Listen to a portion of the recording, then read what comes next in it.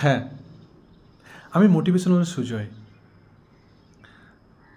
আমি আজও সেই দিনের একা আমিটাকে খুব ভালোবাসি। কারণ কারণ ওই দিনের একা আমিটাই আমাকে আজ মানুষ করেছে।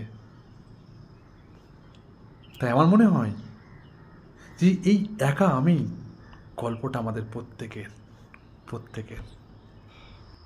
সেদিন চুপ করেছিলাম। আমার চারপাশে অনেক অনেক মানুষ ছিল, কিন্তু আমার মনটা একা ছিল। হয়তো কেউ কেউ টেরই পায়নি, কিন্তু আমি ভিতরে ভিতরে আমি জানতাম যে কোথাও একটা ভাঙা দরজা চুপি চুপি কাঁদছিল। আর আমি হাসছিলাম তার কারণ কারণ সবাই হাসি মুখটা দেখতে চায়।